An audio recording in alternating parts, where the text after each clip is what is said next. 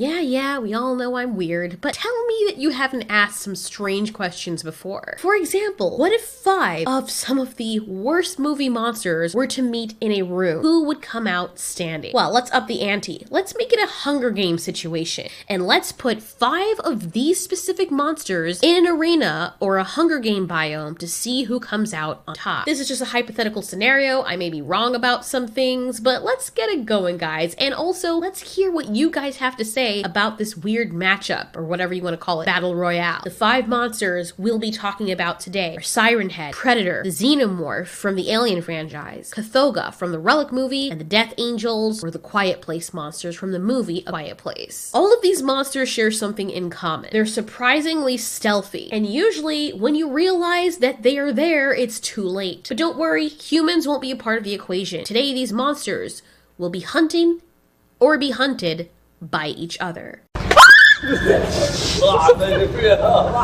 Now listen, I would love to animate this whole video, but animating would take way too long, so just use your imaginations based on my descriptions. I'm really good at that. Let's do a very quick overview on the monsters being presented in this battle biome. We're going to have some kind of forest. I think the best condition would be a temperate forest where there's good enough cover, but enough space to see what's going on if you really look. It's not as dense as it could be. It basically looks like this. Let's start off with our first contender, Siren Head.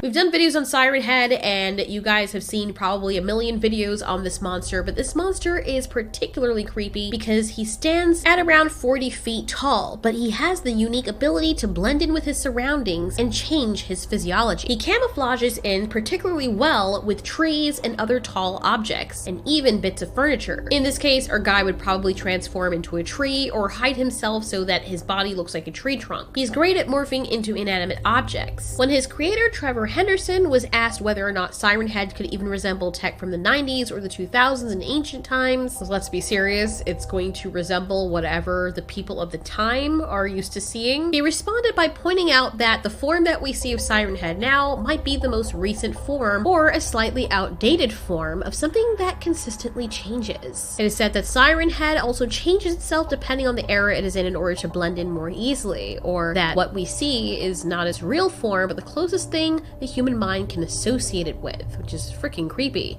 If that's the case, and this is more an illusion than what it actually turns itself into, then that means all of these other aliens would be seeing something quite different. The other thing to note about Siren Head is that it is very supernatural. Trevor Henderson had stated that Siren Head doesn't need eyes, ears, or a nose, or the ability to feel vibrations to find its prey. Scary, it just knows where you are, which I think is one of the reasons why it's probably one of the strongest candidates in this battle royale.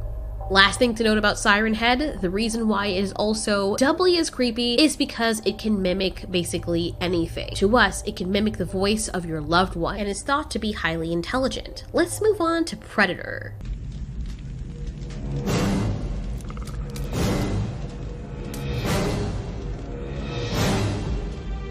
The Predator monster, otherwise known as the Yautja, which is its species name, is a bipedal humanoid creature that stands over 7 feet tall and can weigh well over 520 pounds while it's in its armor. And yes, I say armor because these creatures are technologically advanced. These are like hunters on E. They use all that technology towards their tradition of hunting other alien species and making it a sport. We should be so honored that we were hunted by them because as their bio reads, the Yautja, known colloquially as the Predators or hunters, are an extraterrestrial species characterized by their hunting of other dangerous species for sport and honor, including humans. The Yautja are a sentient humanoid race that breathe an atmosphere similar to that of Earth's, but possess level of technological advancement far in excess of anything available to humans. The predators stalk and kill their prey using a combination of highly advanced technology, such as active camouflage and energy weapons, combined with comparatively primitive traditional weapons such as blades, spears, and nets.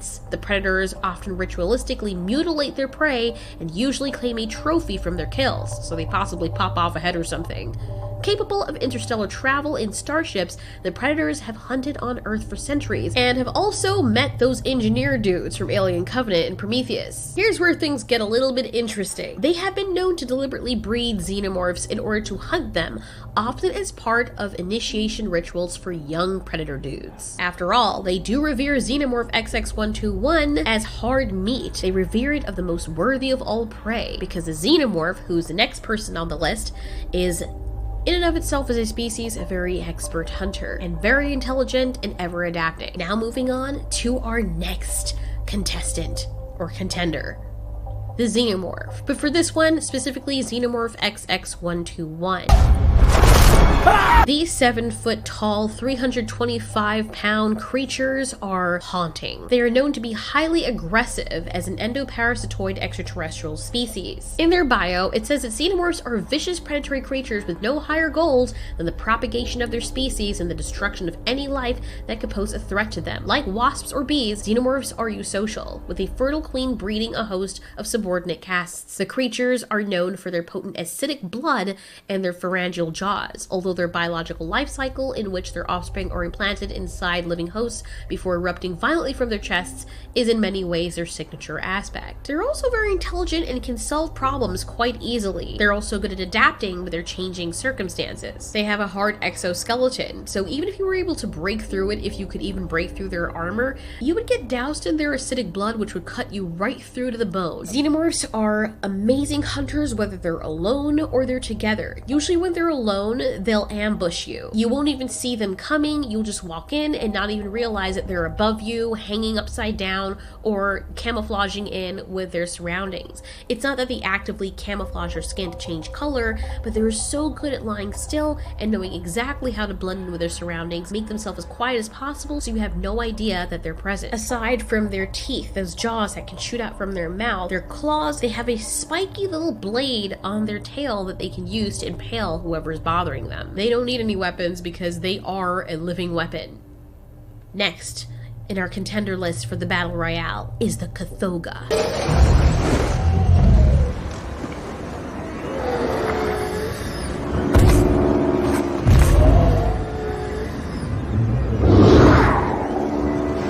This four-legged, tiger-sized chimera monster that looks more reptilian than mammal is actually a human who transformed into this. He became a carnivorous feral monster driven by the desire to survive by ripping off creatures' heads so that it could consume the hormones in the hypothalamus of the creatures. So yeah, it either did that or it searched for the fungus that acted as the source of its abilities and powers. Because the creature is basically human, he can recognize when somebody is trying to trap him, hunt him, he can hide bodies. Basically, he is very, very intelligent. He's very stealthy and he can walk up walls like a gecko as well. He's an amalgamation of many creatures. So basically take every strong predator and put it all into one, and that's this monster. I don't know about you guys, but this creature also looks like it can be an offshoot of Predator, the Yautja. Just saying, if there were dog versions of Predator, this thing would probably be it. And just like Predator, it has superhuman strength, superhuman durability, speed, dexterity, stamina,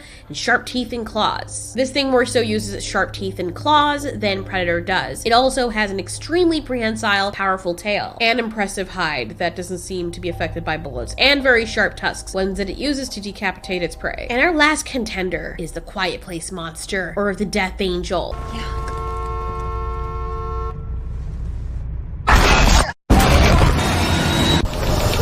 A creature with hide that is so impermeable that apparently bombs don't work on it, neither do billets. The only time it is vulnerable is when you play a certain type of frequency. This hurts the monster and causes its head to open up. Other than that, apparently you cannot kill it. You can't drop it from a height, you can't squish it. I mean, who knows? Basically, the army threw everything they had at him. I refuse to believe that was the case because really, no one figured out that you can probably microwave this thing. But whatever, those are our 5 movie monsters that if they were put in an arena, it would be very entertaining to watch and to wonder who would come out as the victor. So now that we have this scenario, who would drop first? I expect that while hunting Predator and Siren Head, the Xenomorph and Cthugha would totally stay out of the way. They would recognize that there are other life forms around, and they would utilize their stealth, especially if they're in a completely new environment. The only things I think that would have an issue are the death angels. Let's imagine all of these monsters get teleported into this very small temperate forest biome. Predator would be like, what the hell? And he would immediately put on his invisibility cloak. As big as he is, Siren Head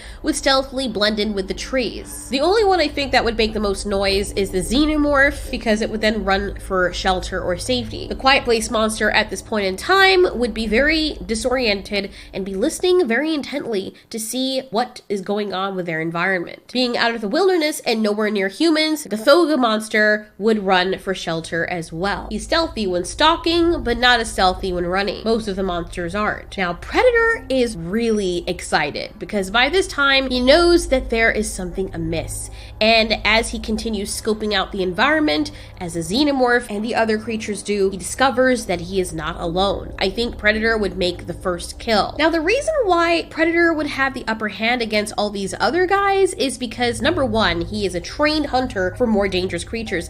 Number two, he relies strictly on his vision. Both those two things together is going to make him go on the offensive rather than the other creatures that seem to be a little bit more defensive. Sure, the Xenomorph is quite offensive as well, but when it's in a weird environment, it seems to be more stealthy and hides until it can basically get its bearings. Predator's vision operates mainly in the infrared portion of the electromagnetic spectrum, so he can easily detect heat differentials in his surroundings. However, if a lot of objects are around each other and they have the same temperature, it's a bit difficult for him to differentiate what they are. The biomask that Predator, or Yautja, wears greatly increases his ability to see in a variety of spectrums ranging from the low infrared to the high ultraviolet, and also filters ambient heat from the area, allowing him to distinguish prey with greater clarity and detail. Let's put this out there first. He would not be able to see Siren Head. Siren Head is more of a supernatural entity and is very good at hiding. If he disguises himself as an inanimate object, chances are you would not catch a heat signature on Siren Head. The Cthugha can also change its temperature and alter it to camouflage with its environment. The Xenomorph is not something that Predator would readily catch off the bat either, because they don't show up under infrared light. Yes, oddly, this makes them cold-blooded, even though on our planet, their behavior doesn't really fit alongside that. That's one of the reasons they're so challenging to hunt for the Yautja, but not impossible. Even though the initiation hunts for tradition for Yautjas, hunting Xenomorphs typically involves Xenomorph prey being hunted inside of a Yautja pyramid or a sacred temple. This is a much more open environment, but the Yautja also has hunting experience on his side. Chances are, since this is part of their tradition, he's hunted Xenomorph before and knows exactly what to look for. He is stealthier than the wind and knows exactly the location of the Xenomorph based on past experience. As he heads in the direction that the Xenomorph is, he hears a weird noise. It sounds like the Xenomorph, making its clicking noises. Then he hears a snarl, and then something else that makes whatever his blood is go cold. He hears a sound of one of his females in distress. It sounds like she's fighting the Xenomorph. How did she even get here? Better yet, how did he get here? So thinking that to himself, he's like, you know what? She's a warrior. She can handle herself, but I'm gonna go and check things out. As he stealthily heads for the area, he doesn't see the Xenomorph, nor does he see the female version of his species. But he can hear her in his language saying that she has felled the beast. He wants to see her so he can see her trophy. But when he doesn't see her right away, he immediately knows that something is wrong. He's hunted many alien life forms, and a lot of them utilize tricks, even though this is the most elaborate he's ever seen. Hearing a slight change in air pressure, he turns around just in time to see a large hand reaching out for him,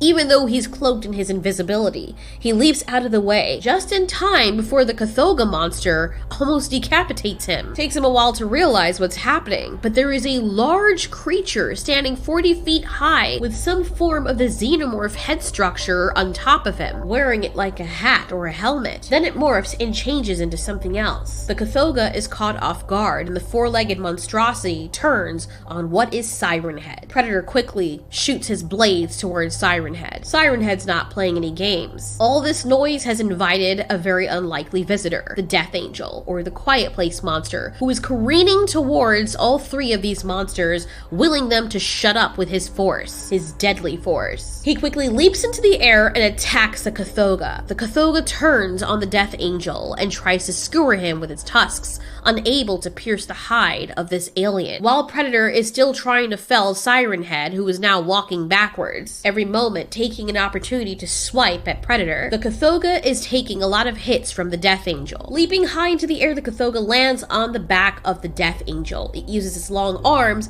to grab the thing by one of its tusks and slam it down on the ground. The Xenomorph, seeing all of this, decides to try and kill by proxy. To enhance the chances of one of the monsters being taken out of the game, the Xenomorph leaps into the fray and uses its pharyngeal jaws that can cut through any metal to bite straight through the neck of the Cthugha. Its hide is powerful as a defense, but not powerful enough. Now having an open wound, it is even harder to defend itself from the Death Angel, who now holds it down to the ground. The Cthugha is strong, but the Death Angel is much more powerful. This is a creature that can easily tear straight through metal and steel. It begins ripping the flesh off of the Cthugha, and once one of its claws hook into the wound that the Xenomorph made, it's so much easier to tear all the muscle off of the bone. The Quietplace monster literally beats the Cthugha to a pulp and doesn't stop until the creature stops moving. The Xenomorph runs off, but not before it tries to injure Predator. In that split second that Predator was momentarily visible, the Xenomorph used its sharp blade on its tail to rip through its armor. Instinctively and reflexively, Predator flung back a blade that cut the Xenomorph's armor. Blood goes spilling out, acid leaking onto the floor. Siren Head knocks Predator back, seeming to know exactly where he is despite being invisible. The Death Angel turns on Siren Head, leaps up its body and starts tearing away at Siren Head's flesh. Siren Head grabs the creature and squeezes it and throws it to the ground, and this seems to do nothing. The creature squeals. Siren Head turns to it, and somehow knowing its weakness, emits a frequency so loud and deafening that the poor Death Angel now writhes on the floor, its segmented head opening and closing like a schizophrenic carnivorous flower. While it is steadily writhing in pain, Siren Head walks up to it and with a large foot places it on the creature's torso, stepping down on it, which doesn't seem to kill it. Siren Head places its head right next to the creature's opening head and lets out the loudest sound ever that even hurts everyone else's ears. Death Angel's head explodes. Predator's high technology devices start to malfunction, and what he sees is a strange visual of this monster who seems to be changing in appearance every 2 seconds. Because of this monster, his cloaking device no longer works. Now it's down to Siren Head, Predator, and the Xenomorph. The Predator is gleeful. Now this is a challenge. Just like Saitama wants to have fun by having one person that is able to beat him or causes a threat, the Predator gets high off of the possibility that he can fell such a creature. Oh, it's on. Even without his invisibility cloak, Predator is confident that he can take down this creature, or die trying. He heads straight for Siren Head and uses a variety of tactics to evade an attack, slashing at the creature's feet. The Xenomorph tries to attack Predator from the sidelines. In quick succession, as though Predator had known all along, which of course he did, right when the Xenomorph is leaping to take a bite out of his neck, he evades to the side and in quick succession slices off the end of the Xenomorph's tail, grabbing it before it hits the ground, and running up Siren Head's length, spilling the acid all the way through. The acid burns through Siren Head, but it doesn't even make a noise to indicate that it feels pain. Siren Head tries to grab Predator, but he expertly leaps out of the way with elegant agility. He lands on the ground, and before he can deploy his next strategy, before the Xenomorph can even reach him, Siren Head seems to cock its head to the side, as if smiling inwardly. And then, it emits a deafening noise. Not too loud, but a frequency that is very painful to both Predator and the Xenomorph. Predator fights through the pain and heads straight towards Siren Head. It then amplifies the sound. The Xenomorph stops in its tracks. Whatever's going on with this frequency, it's affecting it. Its head starts throbbing. It falls to the ground and tries to crawl away to get out of the range of hearing. The Yautja turns around to focus fully back on Siren Head, but it's gone. How? This 40-foot tall creature is more stealthy than even the Xenomorph. Predator walks up to the dying Xeno with its large blade and goes in to separate its inner jaw. The Xeno isn't ready to die and turns on Predator, going for its head. Predator catches the inner mouth in mid-snap and tears it straight from out of the Xeno's mouth while slicing the rest of the head up so fast that it's imperceptible to the human eye. The Xenomorph falls limp in several pieces. Now it's down to Trevor Henderson's creepy Siren Head monster, and Predator, who ironically himself is being hunted. Without his cloak, Predator is out in the open, exposed. His mask has even malfunctioned, and he takes it off, totally bare to the elements. Honestly, if he kills this thing, this will be a high honor, using almost no higher technology. He stays as still as possible to see if he can detect the smallest changes around him. He's hunted on what he believes to be Earth before. Looking into the distance, he can see something strange. He recognizes the difference in texture between the tree in the distance he's looking at and the one right next to it. Predator walks away wisely, hoping that the creature will be drawn into him. The creature starts making noises, but Predator recognizes that it's mimicking by using whatever voices or noises to draw him in. Predator also recognizes a hunter when he sees one like him, who does this for sport and power. The Siren Head could have easily killed him back there by causing his head to burst open, even though he already has a plan for that. He would rather make himself deaf than give the monster satisfaction of killing him that way. However, there is a great danger too, because the air pressure alone could definitely kill him. When the Predator sits on the forest floor, after a while, Siren Head goes onto the offense. Siren Head is so creepy that he masks his presence by sounding like the wind and the trees around him as he approaches Predator. He even changes the amplitude or volume of his mimicry to further emulate their surroundings. Being a skilled hunter, Predator still detects his presence. He's grown up with many monsters stalking him this way, and even though Siren Head is one of the best, right before Siren Head grabs Predator with the attempt to ripping him in half, Predator aims his plasma cannon he recently equipped, having planned on not using it, just from the sheer hubris and desire to not make the game so easy. And he aimed it behind him, consequently blowing a hole straight through Siren Head. It took a beat, but the Yautja heard the sound of a monstrosity falling to the ground behind him. With great confidence and satisfaction, Predator gets up and rips off one of the crown horns on the creature that looks like the antlers of some other beast his father had slain. He walks away from the area and eventually found a mothership. Odd that he doesn't even remember having been on it. Eventually, Predator makes it back to his homeworld to brag about his feats and what happened. He took his weapons in for repair, and his brothers praised him for being brave. Everyone wanted to know more about this creature, and if they could breed more like it. As Predator placed down his weapons, we see a shot of their version of a lab, and them getting to work on trying to recreate another version of Siren Head. Oh boy, wasn't that cool? Predator's the winner. But bet you guys never expected that. Anyway, it's time to end this video, but I can't without also mentioning that in that mothership, a dark, lanky entity unfolds from the nooks and crannies and crawls towards the opening of the ship, staring in the direction of the Yautja lab. A 40-foot creature with one of its antlers, or to us, sirens, missing. Oh, boom! Double twist! Not really sure if there was a first one, but yeah, I think the first one was Predator actually winning, because that wouldn't happen. Reasons? It all boils down to Siren Head having been the only supernatural creature out of all of these guys. So was this battle royale fun or what? Sorry that it ended up being somewhat in rushed story format. I was trying to keep the video very concise, but as I said before, I don't have all the time in the world like I used to animate, so this is the best I could do. I hope you guys enjoyed it. Let us know in the comments what you think and how you think it would have turned out. Who do you think out of these 5 monsters would have been the last one standing? Thank you so much for watching. This has been Ultiori. You ask, we answer.